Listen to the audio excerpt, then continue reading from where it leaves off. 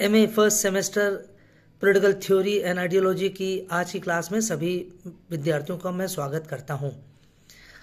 अगर आपको याद हो, मैं पिछले टर्न पर मैंने आपसे बात किया था about the chapter on equality, समानता।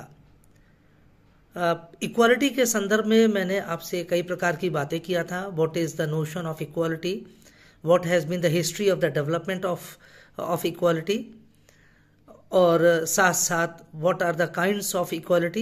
इन सभी विषयों के विषय में आपसे बात हुई थी।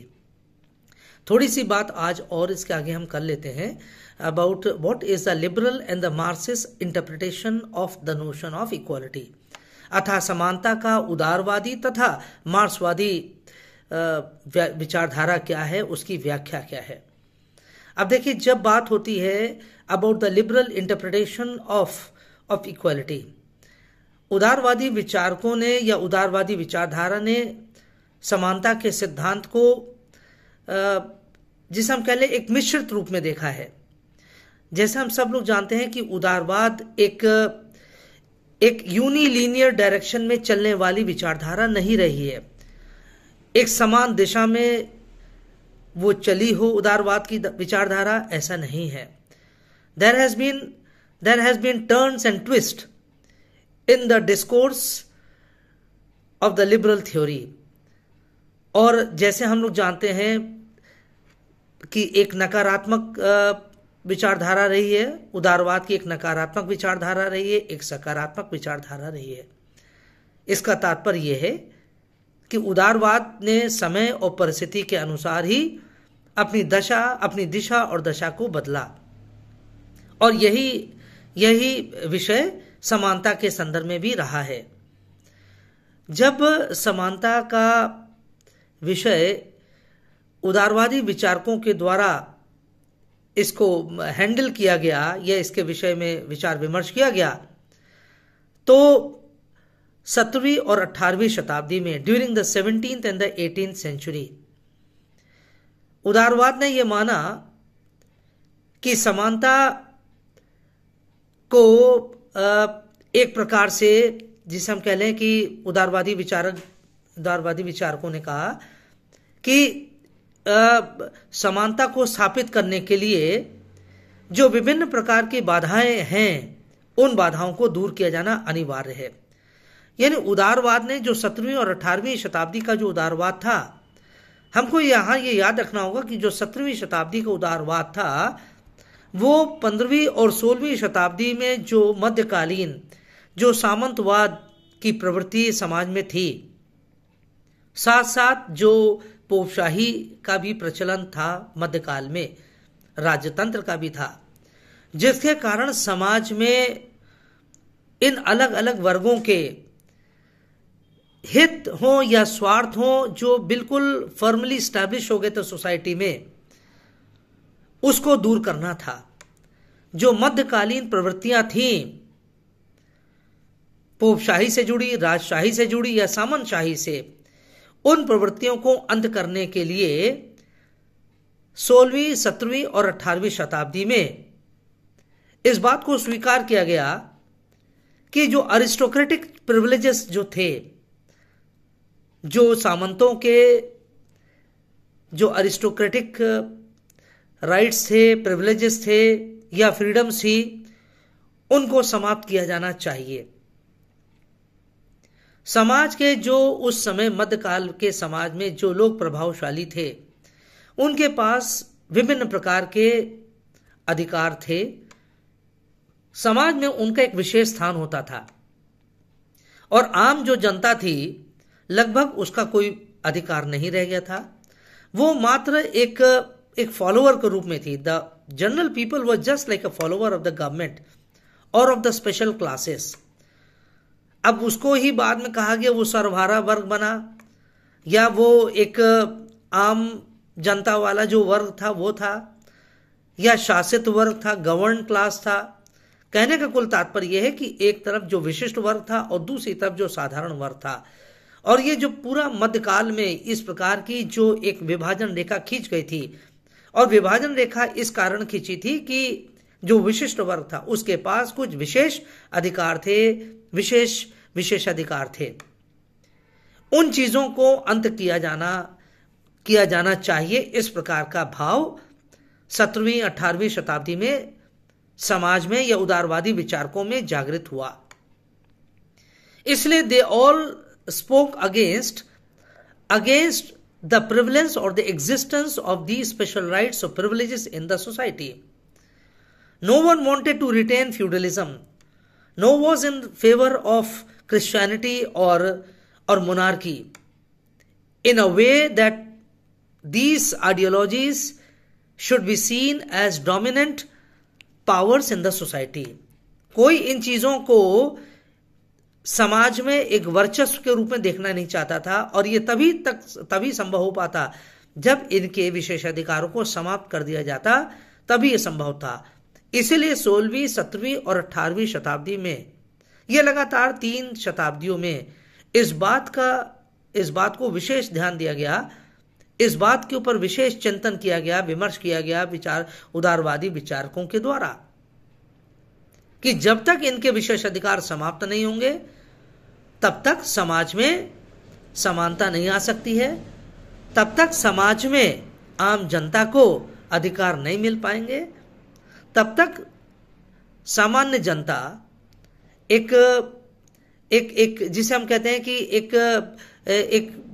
जिसे कह लें एक स्वाभिमानी जीवन नहीं जी सकता है।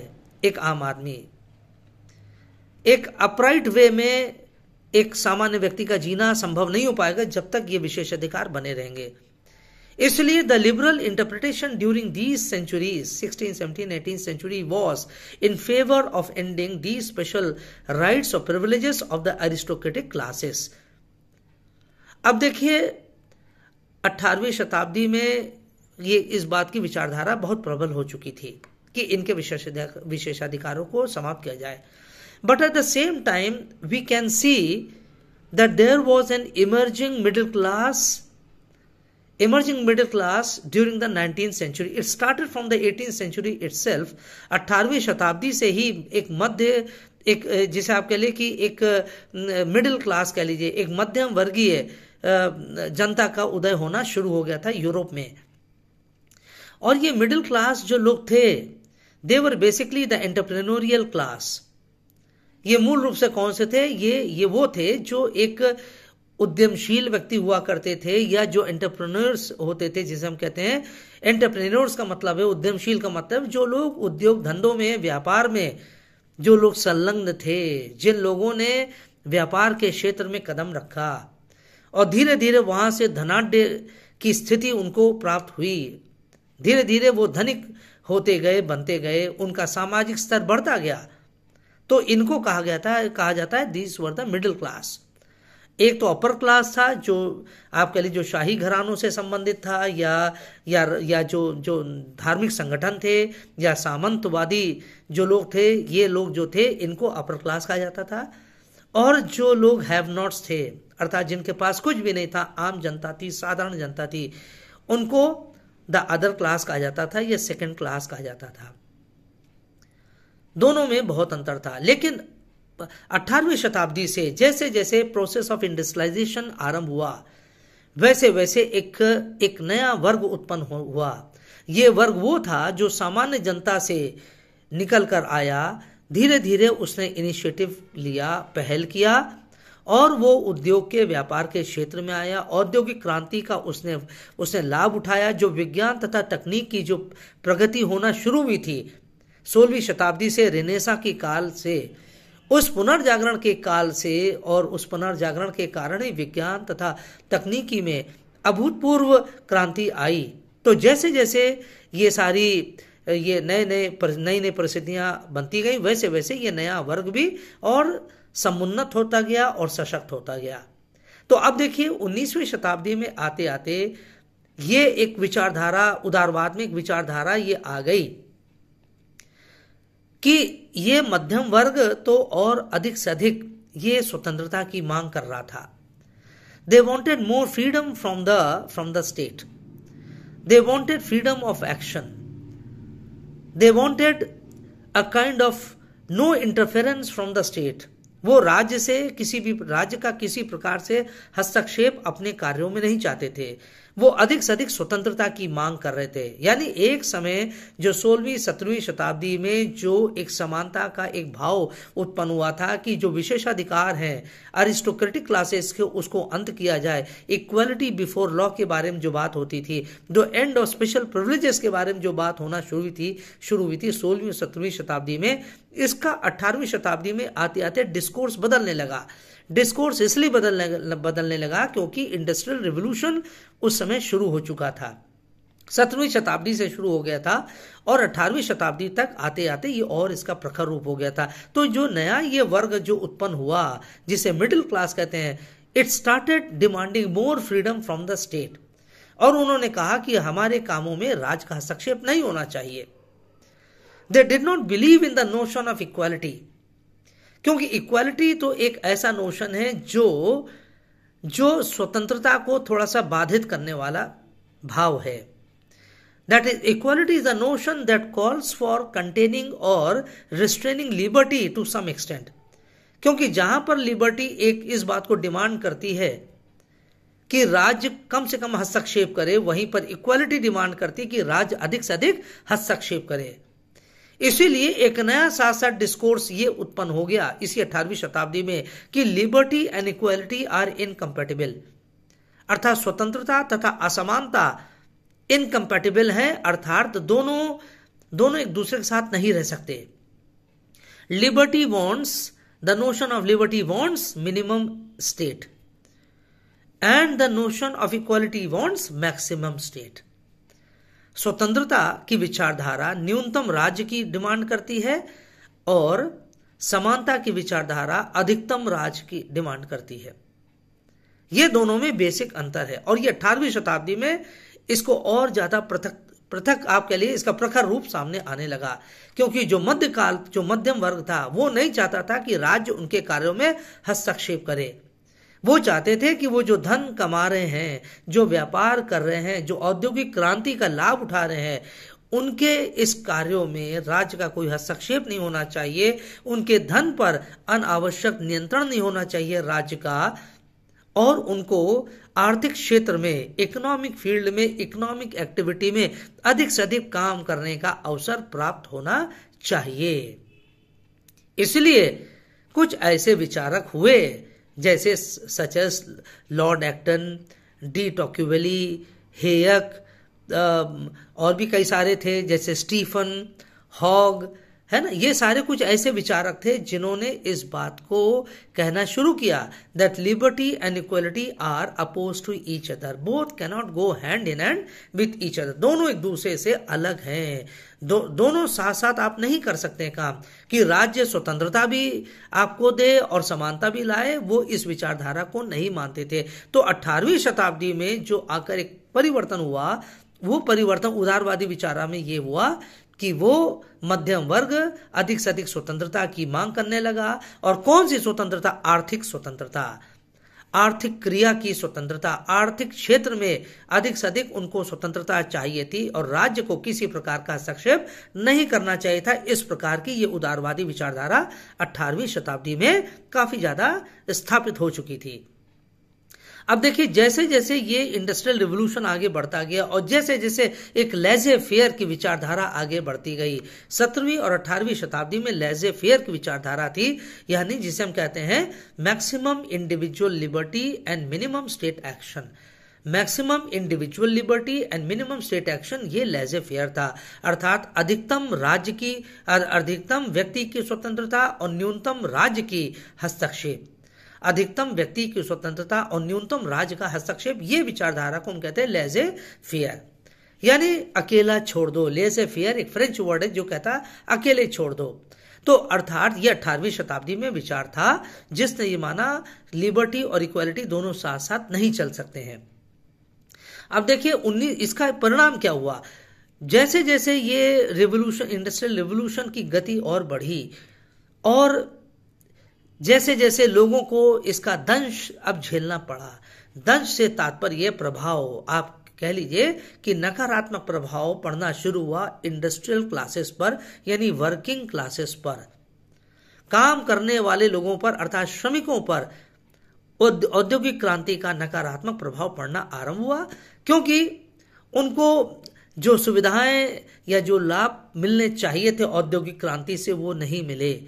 जो लाभ मिला, जो धन आया, वो सब इन उद्यमियों के पास चला गया।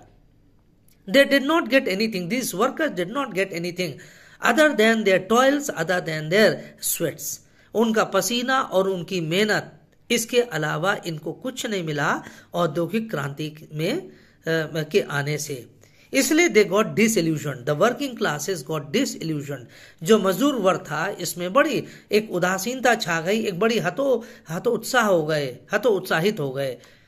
इसलिए 19th सेंचुरी में एक डेवलपमेंट और हुआ कि there were now new demands for social and economic equality, अर्थात 19वीं शताब्दी आते आते सामाजिक और आर्थिक समानता की जोर पकड़ने लगी और इस बात का अब राज्य के ऊपर दबाव पड़ने लगा बाय द वर्किंग क्लासेस कि कि राज्य को हमारे लिए काम करना चाहिए, राज्य को अधिक से अधिक सामाजिक और आर्थिक समानता को सुनिश्चित करना चाहिए। That it is a moral task, it is a legal duty of the state to establish social and economic equality in the state.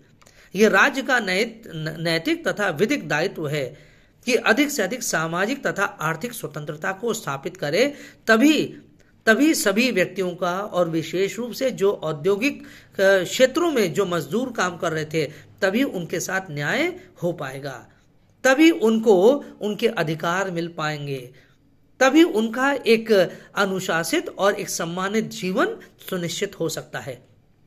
इसलिए there was a call, there was a fervent appeal from the working classes and there were several movements, small movements in various places of the working classes। और इसी 19वीं शताब्दी में Karl Marx का भी फर्क बाद में जन्म हुआ।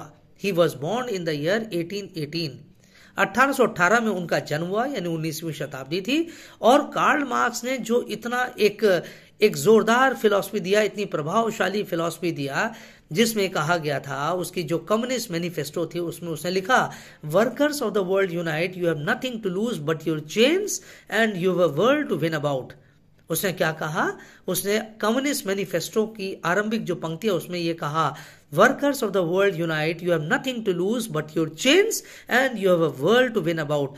विश्व के मजदूरों एक हो जाओ, तुम्हारे पास खोने को कुछ और नहीं बल्कि तुम्हारी जंजीरें हैं और तुम्हें मिलने को, तुम्हें पाने को बहुत सारी चीजें हैं। इसलिए उन्होंने, कार्ल मार्क्स ने इस बात का आह्वान किया, जो मजदूर वर्ग था, श्रमिक वर्ग था, उसको उसने एकजुट करने का प्रयास किया और कहा, जब तक आप जो शोषणकारी तत्व हैं समाज में, जब तक आप उनको दूर नहीं कर देंगे, उनसे मुक्ति नहीं पा पाएंगे, तब तक आपको न स्वतंत्रता मिलेगी, न समानता मिलेगी, न एक सम्मानित जीवन प्राप्त हो पाएगा। इसलिए in the 19th century with the impact of Marxism, liberal ideology further underwent a change. जो 17वीं और 18वीं शताब्दी में जो एक समय, ये जो उस समय तो वो अरिस्टोक्रेटिक प्रिविलेजेस को अंत करने के लिए जो बात कर रही थी, लिबरल आइडियोलॉजी, मध्यकालीन प्रवृत्तियों को समाप्त करने की जो लिबरलिज्म बात कर रहा था, जो एक पॉजिटिव लिबरलिज्म उस समय था, सकारात्मक जो समानता थी, सकारात्मक उदारवाद था, जो समानता को बड़ा महत्व देता था, अब वही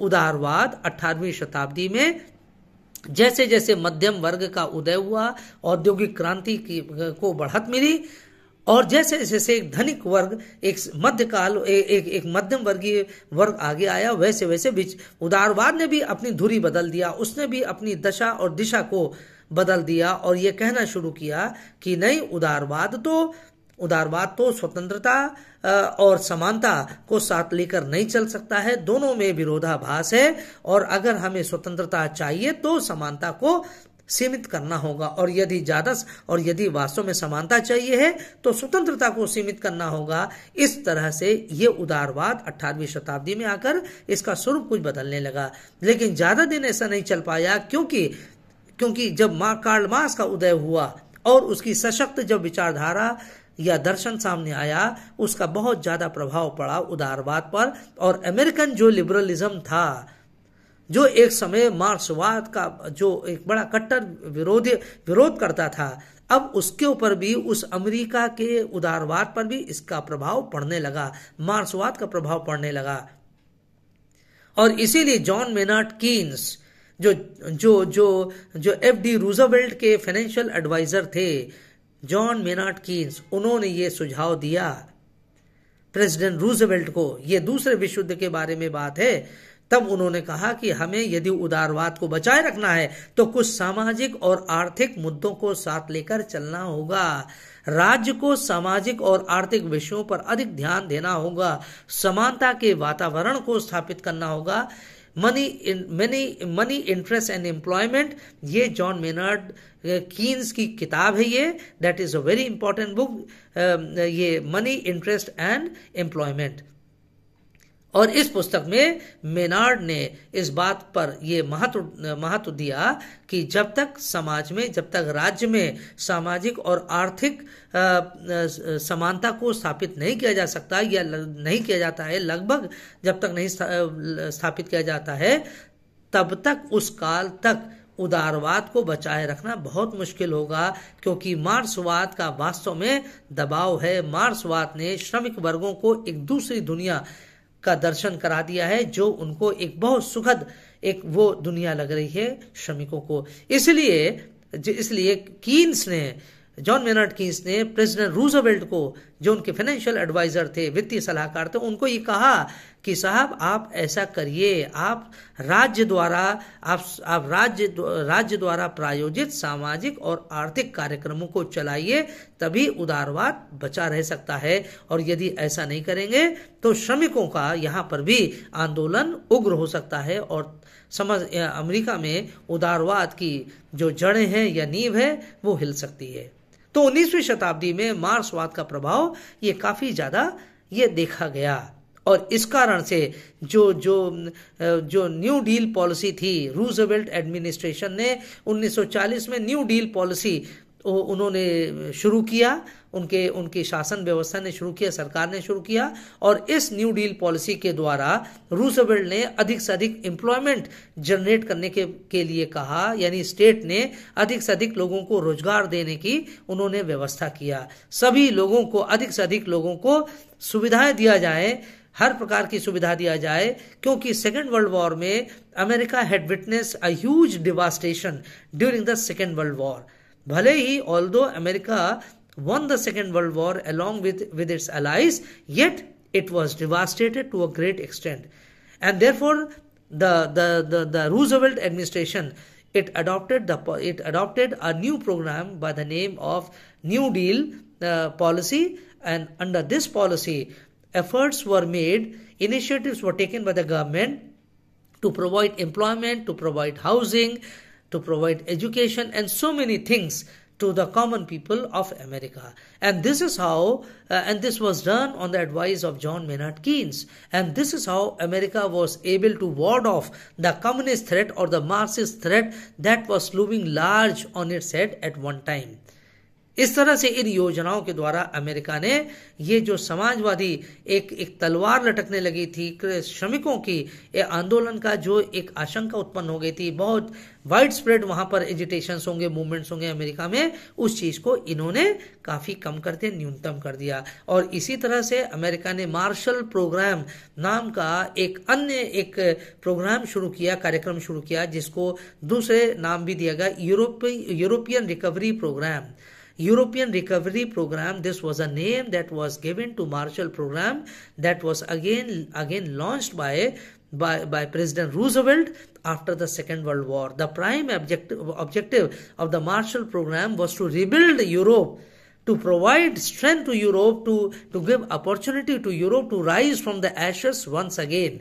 जो हाल अमेरिका का दूसरे विश्व युद्ध में हुआ था, डिवास्टेशन हो गया था, वही हाल यूरोप के यानी जो वेस्टर्न यूरोप था उसका भी वही हाल हो गया था। क्योंकि हिटलर की फोर्सेस ने कई सारे राज्यों को रौंद दिया था या कारपेट बॉम्बिंग कर दिया था, जिसके वजह से बहुत सारे, चाहे वो फ्रांस हो, चाहे वो इंग्लैंड हो, चाहे वो दूसरे नीदरलैंड्स हो, नॉर्वे हो, नॉर्वे का तो हम नहीं कह सकते, लेकिन हाँ नीदरलैंड्स से या बहुत सारे अन्य जो जो जो यूरोपियन कंट्रीज थे, वेस्ट यूरोपियन कंट्रीज थे, उनको जो बहुत ज्यादा क्षति पहुंची थी, इस क्षति को दूर करने के लिए मार्शल प्रोग्राम रूसवेल्ट के द्वारा जारी किया गया। And this is how America saved itself from the Marxist impact as well as Europe was also saved from the Marxist, you can say Marxist impact. तो ये जो उदारवाद ने, इसी बात को मैं आपको बताने का प्रयास कर रहे थे कि उदारवाद ने समय के अनुसार अलग अलग दिशाएं अपनाई है। कभी उसने बात किया समानता के बारे में बात किया, कभी उसने कहा कि समानता और स्वतंत्रता एक दूसरे के विरोधी नहीं है, और बाद में चलकर उसने मध्यम वर्ग आया तो मध्यम वर्ग की उसने काफी की तरफ वो झुक गया उदारवाद, और कहा कि नहीं, स्वतंत्रता और समानता के ये दो विषय हैं विरोधाभासी, दोनों साथ नहीं चल सकते हैं। लेकिन 19वीं शताब्दी में आने के बाद, 19वीं शताब्दी शुरू होने के बाद, जैसे जैसे मार्क्सवाद का प्रभाव बढ़ता गया, वैसे वैसे उदारवाद ने फिर एक अपनी भाषा परिवर्तन किया और कहा कि नहीं, जो समानता है और स्वतंत्रता है, दोनों में कोई विरोधाभास नहीं है।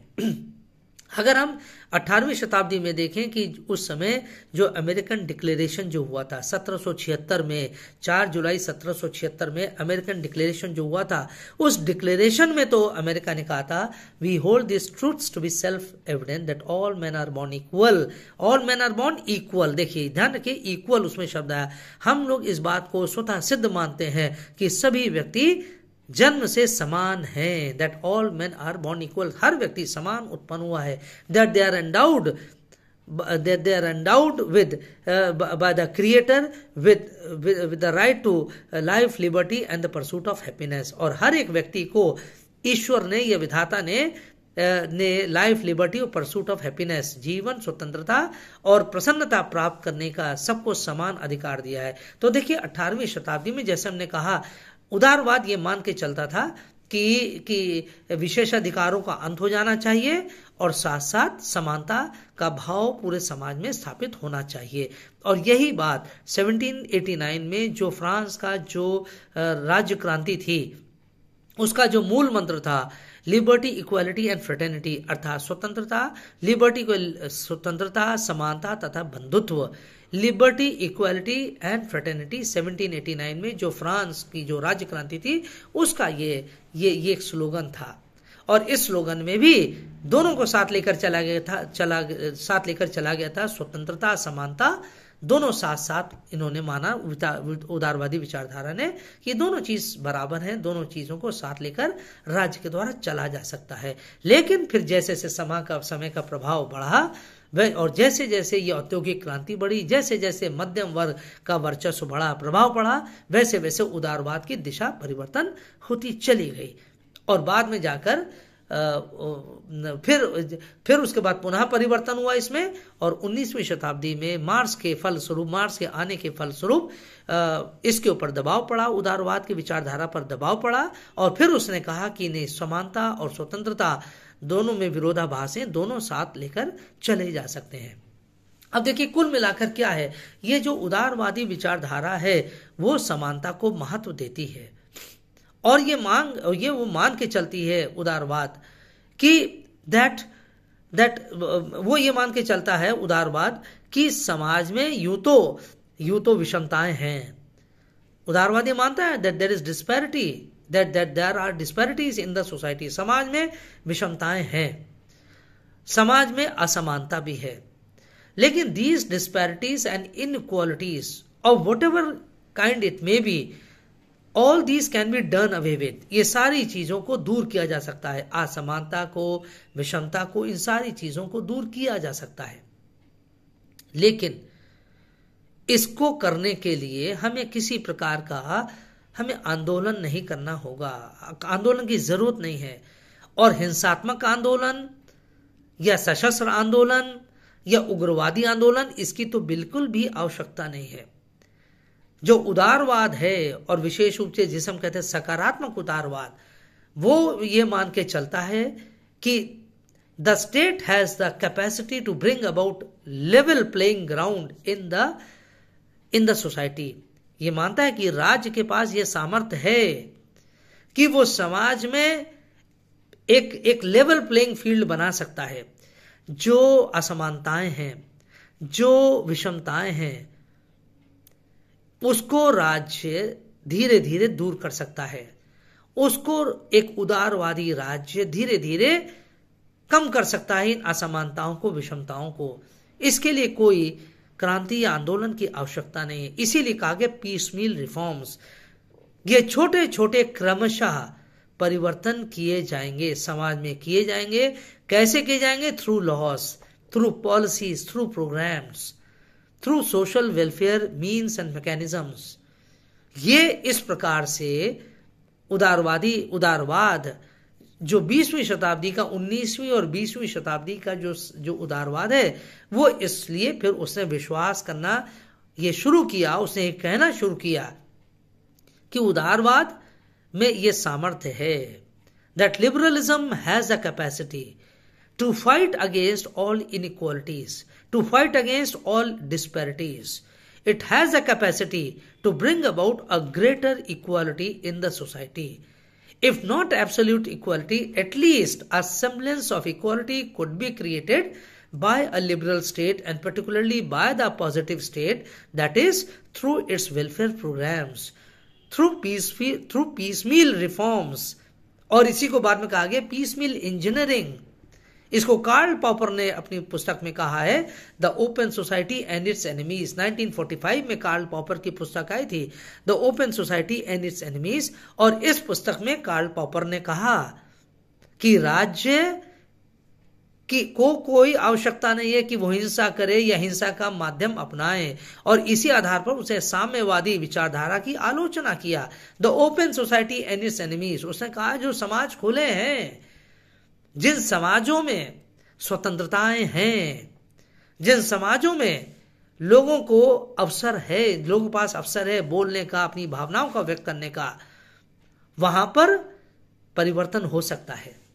वहां पर कानूनों के माध्यम से, वहां पर राज्य की पहल के द्वारा, राज्य के सकारात्मक कार्यों से, कल्याणकारी कार्यों से, प्रोग्राम से, कार्यक्रमों से बहुत कुछ परिवर्तन हो सकता है और असमानता को दूर करी जा सकती है। इसलिए उसने कहा पीसमील इंजीनियरिंग, छोटा छोटा, इंजीनियरिंग का मतलब है बनाना, समाज का निर्माण करना।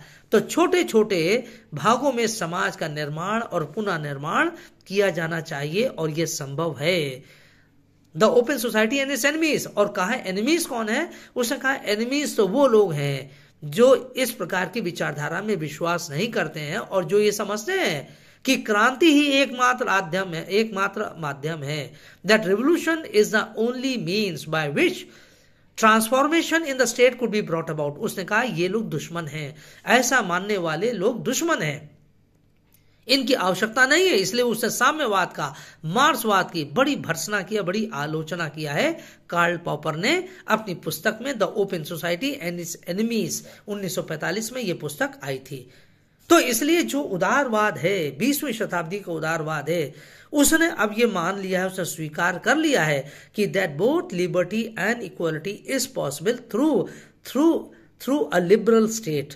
एक उदारवादी राज्य के द्वारा ये सब संभव है कि समानता और स्वतंत्रता दोनों को प्राप्त किया जा सकता है। और इस तरह के मानने वालों में जॉन रॉल्स का बहुत बड़ा इसमें विचार है, अ थ्योरी ऑफ जस्टिस, जिसमें उसने इक्वालिटी की बात किया है जॉन रॉल्स ने, और कहा है कि there must be equality in the society, अर्थात समाज में समानता होना चाहिए। और यदि समानता नहीं है, उसने कहा, जैसे ब्लैक्स के बारे में डिस्कस करता है अमेरिका में 1970 के दशक में, जो अश्वेतों के जो बुरा हाल था, जो अन्याय उनके साथ हो रहा था, उसमें उसने कहा अपनी पुस्तक में थ्योरी ऑफ जस्टिस में कि किस प्रकार से समानता स्थापित करी जा सकती है जो वंचित वर्ग है। और कहा उसने कहा कि maximum benefit should be granted to the least privilege person of the society, अर्थात जो समाज का सबसे वंचित वर्ग है, सबसे वंचित व्यक्ति है, उसको अधिकतम लाभ मिलना चाहिए, तभी वो समान हो पाएगा। नहीं तो समान लोगों में असमान व्यक्ति का कोई स्थान नहीं होगा। There will be no place for an unequal in the society of equals. जहां सब लोग समान है, वहां पर अगर कुछ असमान है तो ऐसे अनइक्वल व्यक्तियों के लिए, अनइक्वल पीपल के लिए, असमान व्यक्तियों के लिए उसने कुछ रास्ता भी सुझाया, जॉन रॉल्स ने। और उसने इसी बात को कहा कि जो मॉडर्न लिबरल स्टेट है, जो आधुनिक उदारवादी राज्य है, उसमें ये सामर्थ्य है। It can bring an end to the inequality, it can grant respect, it can restore respect and pride to unequals. और कैसे होगा, ये उसने अपनी थ्योरी ऑफ जस्टिस में बताया, जिसे कहते हैं प्रोसीजरल जस्टिस, यानी प्रक्रियात्मक न्याय का उसने सिद्धांत दिया है। तो इस तरह से जो 20वीं शताब्दी का और 21वीं शताब्दी का जो उदारवाद है, वो राज्य के सामर्थ्य में विश्वास करता है, और वो कहता है कि राज्य के पास इतना सामर्थ्य है, उसकी काबिलियत है, उसकी योग्यता है कि वो विभिन्न प्रकार के जो असमानताएं हैं, विषमताएं हैं, उन सबको वो समाप्त कर सकती है और लोगों को अधिक से अधिक समानता की ओर ले जा सकती है। और इसमें चाहे जॉन रॉल्स हो, चाहे बार्कर हो, चाहे हैरोल्ड लास्की हो, है ना, और चाहे और भी अन्य व्यक्ति हैं, ये सारे लोग, या मैकाइवर है या मेटलैंड है, ये सारे विचारक और बहुत से अन्य विचारक जैसे आर्नोल्ड है, टॉनी है ना, ये सब लोग मानते हैं कि राज्य ये सब कुछ संभव कर सकता है। वो असमान लोगों को समानता की ओर ला सकता है और अधिक से अधिक समानता का वातावरण स्थापित कर सकता है। तो this is the liberal interpretation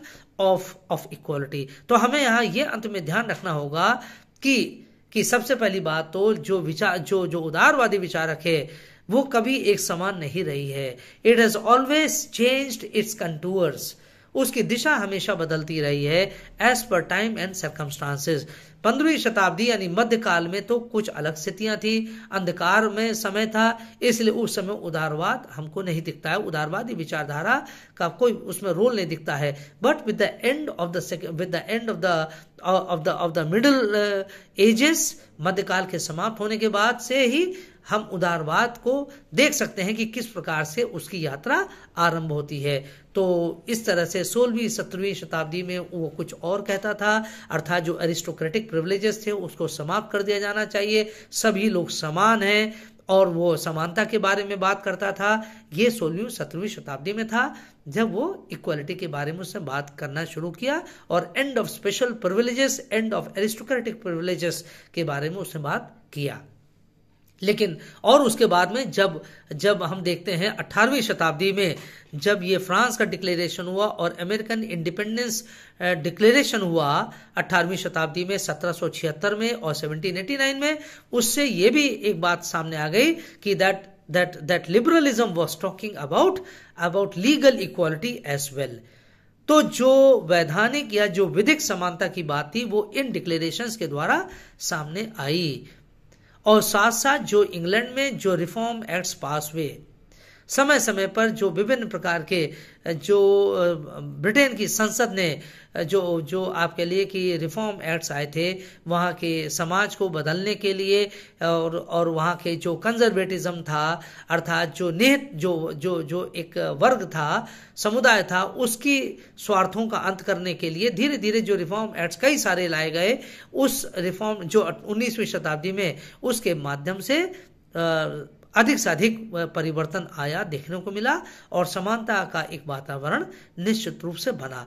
और 19वीं शताब्दी में आकर उदारवाद ने 18वीं शताब्दी में ही एक और समानांतर परिवर्तन ये आया था कि जैसे जैसे मध्यम वर्ग आगे आया, उद्योगपति वर्ग आगे आया, व्यापारी वर्ग आगे आया, और जैसे जैसे उसने अपनी स्वतंत्रता की मांग ज्यादा रखनी शुरू किया, वैसे वैसे उदारवाद ने भी सोचा या उसको लगा कि हाँ, स्वतंत्रता और समानता दोनों साथ नहीं चल सकती हैं, और इसलिए उसने 19वीं शताब्दी में मध्यम वर्ग को ज्यादा महत्व दिया और उसकी स्वतंत्रता को ज्यादा महत्व दिया, और इस तरह से एक विरोधाभास उदारवादी विचारधारा में दिखने लगा। लेकिन फिर जब 19वीं शताब्दी में ही मार्क्सवाद का उदय हुआ, तब फिर उदारवाद पर प्रभाव पड़ा और वो इस बात में विश्वास करने लगा, उसने दिशा बदली और इस बात में विश्वास करने लगा कि समानता और स्वतंत्रता में कोई विरोध नहीं है, दोनों साथ साथ चल सकते हैं। राज्य को सकारात्मक पहल करनी होगी,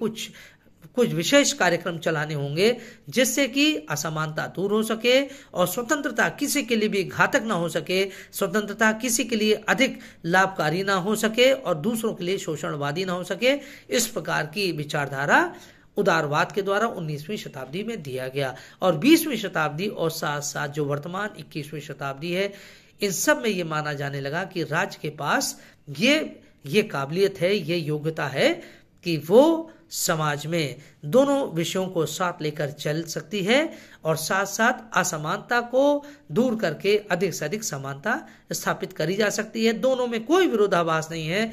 स्वतंत्रता और समानता दोनों कोई अलग अलग नहीं है, कोई अनजाने नहीं है, but both can go together and therefore they can contribute to the welfare and the happiness of a liberal state. उदारवादी राज्य को ये दोनों विचारधाराएं प्रसन्नता की ओर ले जा सकती हैं और साथ साथ एक खुशहाली कल्याणकारी राज्य की स्थापना करी जा सकती है इन दोनों स्वतंत्रता और समानता के माध्यम से। तो ये ध्यान रखिएगा, this is the liberal interpretation of equality. ये वेस्टर्न जो डेमोक्रेसीज हैं, पाश्चात्य लोकतंत्र है, वो उसकी ये मान्यता रही है, उसका ये विचारधारा रही है समानता और स्वतंत्रता को लेकर।